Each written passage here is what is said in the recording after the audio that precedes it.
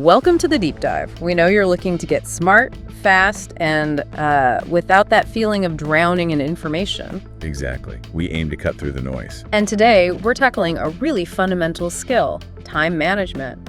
We're drawing heavily from the work of Tracy. Yeah, we've gone through his key stuff on time management. And our goal really is to pull out the most crucial, the most immediately usable insights for you. Think of it like a shortcut to getting a grip on your time, boosting your productivity. And just feeling more in control, less overwhelmed. Okay, let's dive in then. So Tracy kicks things off with a pretty basic truth, doesn't he, about time itself? Right. It's irreplaceable. You can't make more of it. Once it's used, it's gone. And his point is, the better you use it, the more you get done, the more rewards you see. Makes sense. But he takes it further. It's not just about output. He links good time management directly to personal effectiveness and even inner peace. Inner peace? How so? Well, that feeling of being overwhelmed, of things being out of control, that causes stress. Managing your time well reduces that stress. It gives you a sense of calm. Oh, okay. I get that. And he suggests we could potentially gain, 2 extra productive hours a day? Or even double your output, potentially, if you really apply these techniques consistently. It's a big claim, but that's the potential he sees. Wow. Okay, so how do we start getting there? He has these 4 Ds, right? Yes, the 4 Ds of effectiveness. They're foundational. First is desire. You actually have to want to manage your time better. It has to come from within. Yeah. Okay, what's next? Decisiveness. Make a clear decision that you will practice these techniques until they become habits. No, maybe about it. Right, a firm commitment, then determination. Determination is about sticking with it. Yeah. Pushing through when things get tough or when distractions pop up. Because they will. And the last D. Discipline. This is the big one, he argues. Doing what you should do, when you should do it, whether you feel like it or not. The feel like it part. That's often the hurdle. Exactly. Yeah. Discipline bridges the gap between goals and accomplishment. It's about consistent action. And Tracy seems to view this whole thing, time management, as more than just tricks, right? It's bigger. Oh, absolutely. He says time management is life management. It starts with valuing your time, really valuing every minute. He has that quote, doesn't he? Something like, "My life is precious and important, and I value every single minute and hour of it. I am going to use those hours properly, so that I accomplish the most I can in the time that I have." It's quite a powerful statement, actually. Well, it is. It frames time not just as something to manage, but something precious to steward. It's a mindset shift right from the start. That makes sense. If you don't value it, why bother managing it? Now, you mentioned earlier this link to psychology, self-esteem. Yes, this is fascinating. Tracy connects time management directly to self-esteem and self-efficacy. Self-efficacy. That's your belief in your ability to do things. Exactly. So the idea is when you manage your time well and you're productive, your self-esteem goes up. You feel good about yourself. And feeling good makes you more productive. Precisely. It creates this positive feedback loop. Higher productivity boosts self-esteem, which fuels more productivity and reinforces that feeling of being competent, your self-efficacy. So being organized isn't just practical, it actually makes you feel better about yourself. That's his argument. Yeah. You feel more in control, more capable, more confident. It's an internal shift as much as an external one. He also talks about the self-concept, right? Like our internal programming. Your self-concept is your bundle of beliefs about yourself. And if you believe deep down that you're disorganized, then you'll act disorganized even if you learn techniques. That's the danger. Your behavior tends to align with your underlying beliefs. So if you see yourself as a poor time manager, you'll likely sabotage your own efforts. So you have to believe you can be good at it first. Yes, he stresses that. You need to cultivate the belief, I am a good time manager. I am well organized and productive. Okay, but how do you just change a belief? Especially if it feels true. He offers 3 techniques for that, kind of reprogramming your mind. Right. What are they? First, change your inner dialogue. Pay attention to how you talk to yourself. Start using affirmations. Like saying, "I am well organized," over and over. Does that really work? He argues it does. Repeating positive statements like, "I am highly productive," "I am an excellent time manager," especially when you feel overwhelmed, sends instructions to your subconscious. Your mind starts steering you towards making it true. Okay, inner dialogue. What's number 2? Visualization. Create a clear mental picture of yourself being that highly effective person. See yourself organized, calm, efficient, in control. So you imagine the desired outcome. Yes.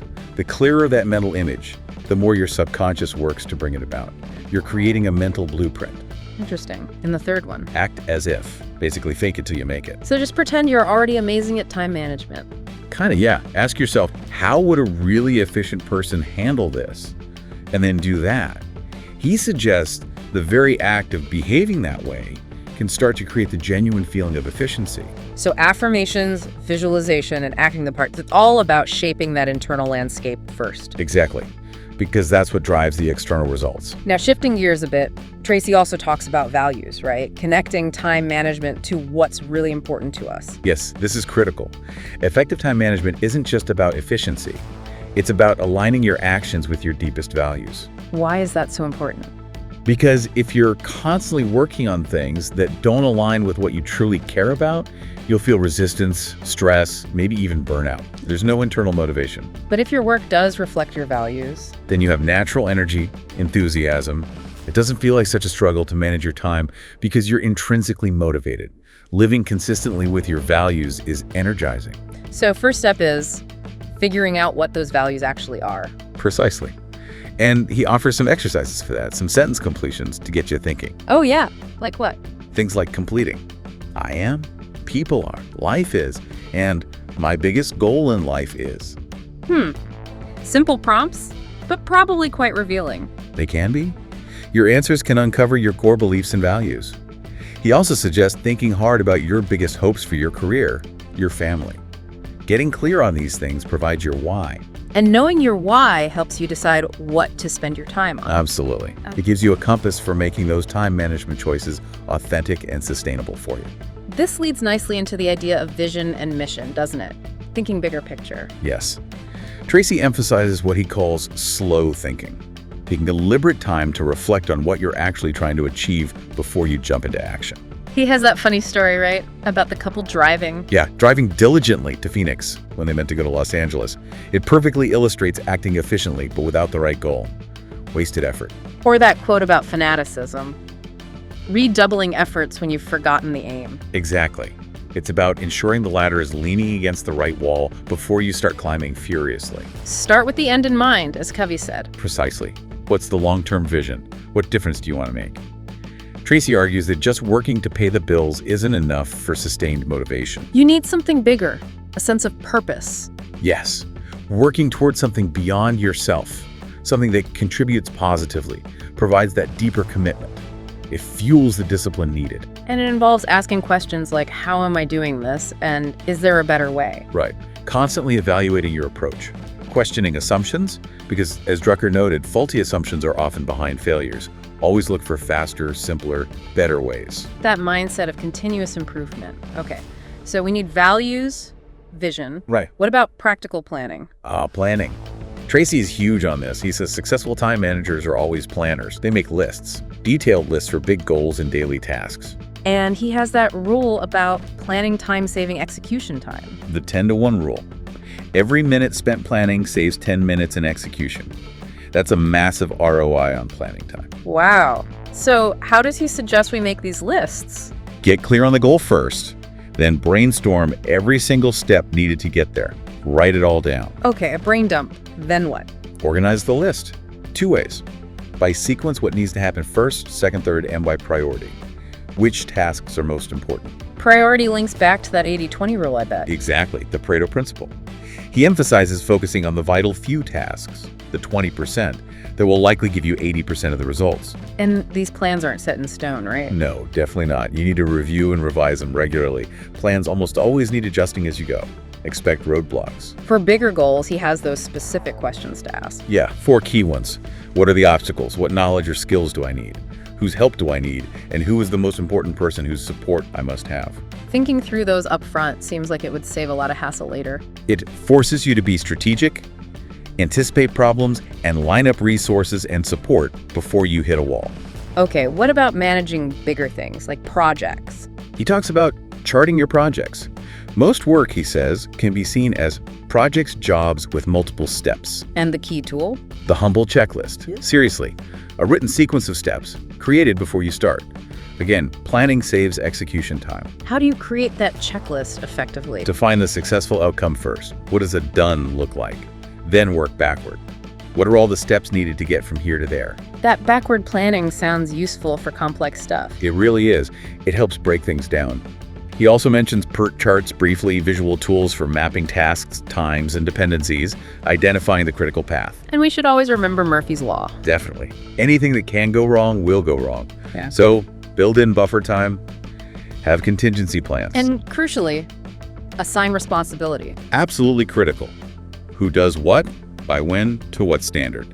Clarity is key. He uses the General Motors turnaround as an example of how clear goals and responsibilities drove success. Okay, let's zoom into the daily level, the famous to-do list. Maybe the single most powerful tool, according to Tracy. Yeah. And his big tip, make it the night before. Why the night before? Lets your subconscious work on it while you sleep. You often wake up with more clarity. Plus, writing it down helps you sleep better. Less anxiety about forgetting things. That makes sense. And it saves time. He claims about 12 minutes of planning can save up to 2 hours of execution time the next day.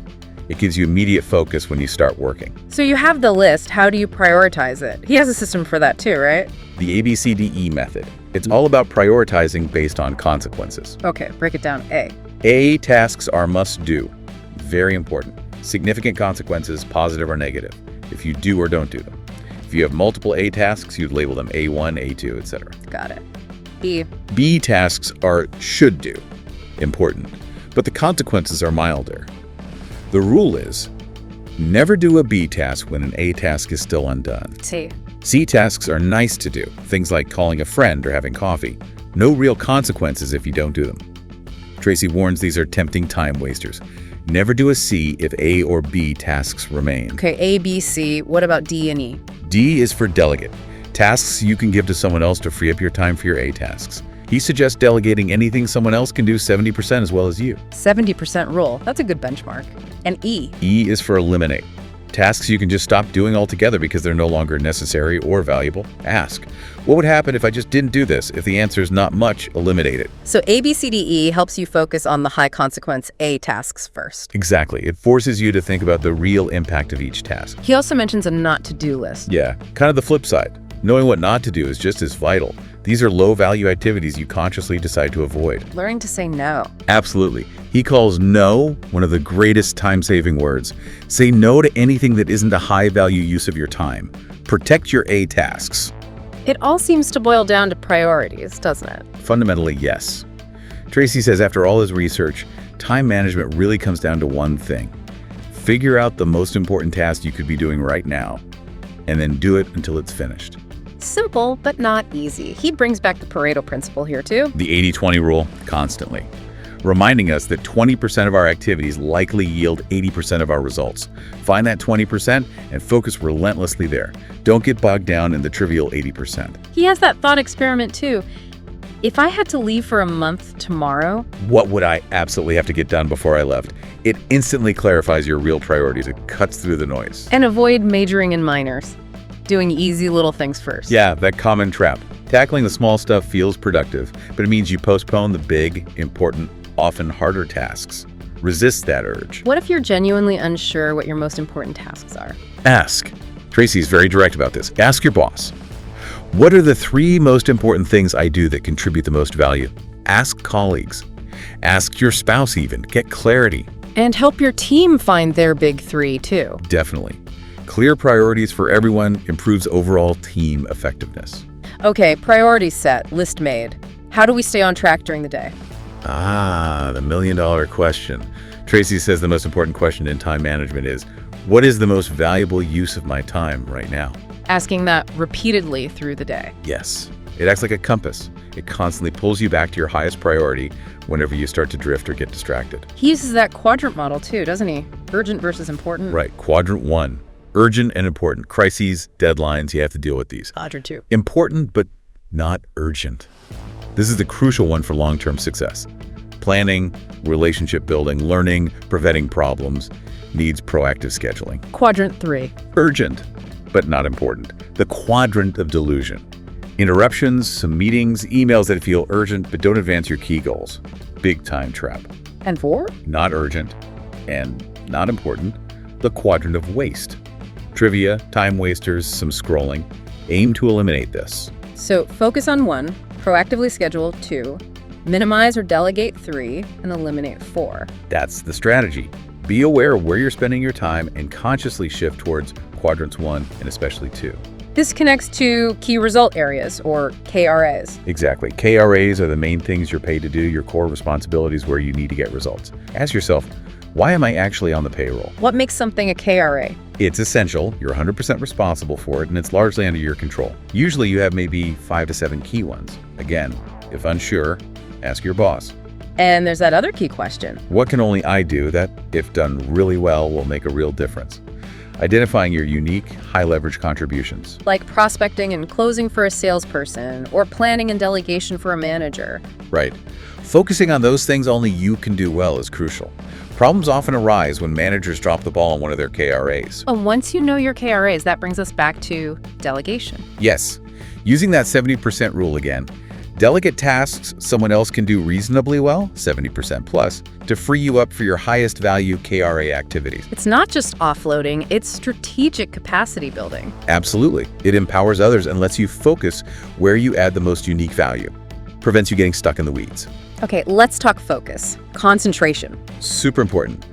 Tracy emphasizes concentrating single-mindedly. Once you start your most important task, stay with it. No distractions. He calls this the #1 key to success. Pretty much. Doing first things first and doing them one at a time until complete. He suggests adding a 30% time buffer for interruptions when planning. But the ideal is single handling. Stick with one task 100%. Yes. Start it, stay with it, finish it, then move on. He argues this saves huge amounts of time compared to task switching. The myth of multitasking. Exactly. He says it's really task shifting, which burns mental energy and actually lowers your IQ over the course of a day. Right. Crazy, right? Wow. So the key is to fight the attraction of distraction. Turn off notifications, close tabs, create a quiet space, consciously focus on the most important thing. Easier said than done sometimes. What about procrastination? The big one, the thief of time, even life. But he distinguishes between good and bad procrastination. Good procrastination. Creative procrastination, deliberately putting off low-value tasks, the C, D, E items, to focus on your A tasks. High performers do this. Less effective people put off the A tasks. So how do we beat the bad kind of procrastination? He offers techniques. One is mental programming. Repeat, do it now, like a mantra. Just get started. What about big, overwhelming tasks? Break them down. The salami slice method. Just focus on doing one small slice, one little piece right now. It makes it less intimidating. Chip away at it. Exactly. And cultivate a sense of urgency, build a reputation for acting quickly and getting things done, bias towards action. To do all this focused work, we need blocks of uninterrupted time. How do we create those? Several strategies. Work early before others arrive. Use lunchtime, maybe. Have a clear do not disturb signal or policy.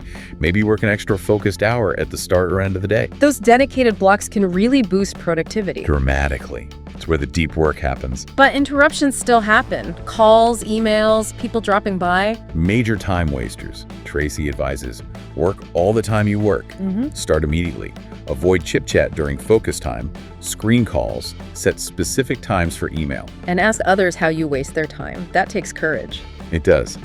But it can give invaluable feedback on your own habits. Another technique is batching. Yes. Grouping similar tasks together, like processing all your emails at once or making all your calls in one block. You get into a rhythm, reduce switching costs. So don't live in your inbox. Definitely not.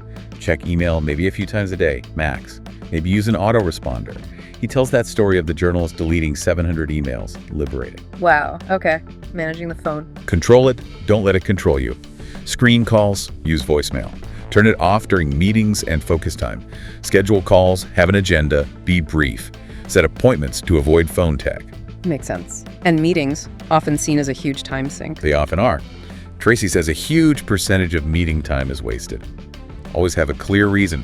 Calculate the cost. Avoid unnecessary ones or attendees. And if a meeting is needed? Start on time. Stick to an agenda. Keep it short. Ask questions. Maybe even try stand-up meetings for quick updates. Okay, information overload. Reading faster. Remembering more. Critical skills now. Be selective. Use the delete key liberally. Learn to speed read. He highly recommends it. Batch reading.